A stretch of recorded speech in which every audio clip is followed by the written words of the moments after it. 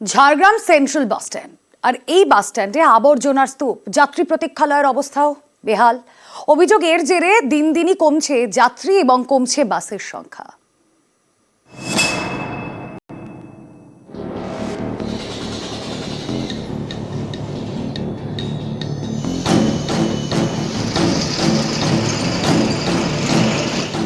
ঝাড়গ্রাম শহরের রঘুনাথপুর, এখানেই central bus stand. 2016 সালে কয়েক কোটি টাকা খরচ করে সংস্কার করা হয়।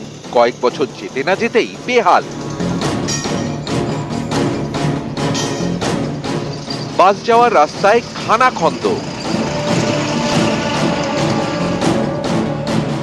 যাত্রী প্রতীক্ষালয়ের সামনে আবর্জনা স্তূপ, সেখানে বসা যায় না, দুর্গন্ধে টেকা দেয়। পাবলিক টয়লেটও নোংরা। বাস স্ট্যান্ডের তো শোচনীয় অবস্থা, যত এই ময়লা আবর্জনা, মানুষের হেঁটে বাসের কাছে যাওয়ার মতনও অবস্থা নেই। সেট পেট চেয়ার টেয়ার ভাঙা। ঝাড়গ্রাম সেন্ট্রাল বাস স্ট্যান্ড দেখভালের দায়িত্বে ঝাড়গ্রাম পুরসভা। বাস স্ট্যান্ড সাফ রাখার জন্য তারা বরাদ দিয়েছে এক ঠিকাদার সংস্থাকে। অভিযোগ, সেই সংস্থাটি বাস স্ট্যান্ড পরিষ্কার পরিচ্ছন্ন রাখার নামে প্রতিটি বাসের থেকে প্রতিদিন 30 টাকা করে নেয়, কিন্তু তারপরেও বাস স্ট্যান্ডে আবর্জনা স্তূপ। অবস্থা এখন খুব যে ভালো তা নয়, তাদের নাগরিক পড়ে আছে, বাথরুমও ঠিকভাবে পরিষ্কার নাই, গাড়ি রাখার অসুবিধা, যাত্রীরা যেভাবে যে বসছে আর করছে তাদেরও অসুবিধা। একটা সময় এই ঝাড়গ্রাম সেন্ট্রাল বাস স্ট্যান্ড গম গম করত। সরকারি এবং বেসরকারি মিলিয়ে প্রায় 300 বাস এখানে দাঁড়াতো।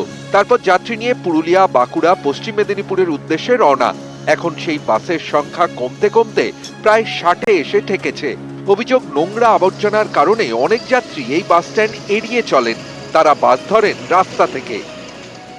আমরা বাস স্ট্যান্ডের জন্য 20 টাকা করে দিই, এইভাবে দিয়ে চলেছি, কিন্তু বাস স্ট্যান্ডের কোনো উন্নতি হয়নি। বাস স্ট্যান্ডে যে প্যাসেঞ্জার সেট কোথায় আছে সবকটাই প্রায় ভেঙে পড়েছে। এগুলো পৌরসভার থেকে এটা রিপেয়ার করে দেওয়ার দরকার ছিল, কিন্তু ওনারাও কেউ এদিকটা দেখেননি যেন। এটা একদম ঠিক মতন লোকে কাজে আসছে না। কাজের কিছু লোকের গড়িমসি আছে। চেয়ারম্যানকে তো দোষ দিতে তো লাভ নেই, উনি চেষ্টা করছেন। পৌর যে সমস্ত কর্মচারীরা আছে তাদের গাফিলতি আছে। যে কাজ করতে পাবে তাকে টেন্ডার দেওয়া, নাহলে কিন্তু কোনো কাজেই হবে না।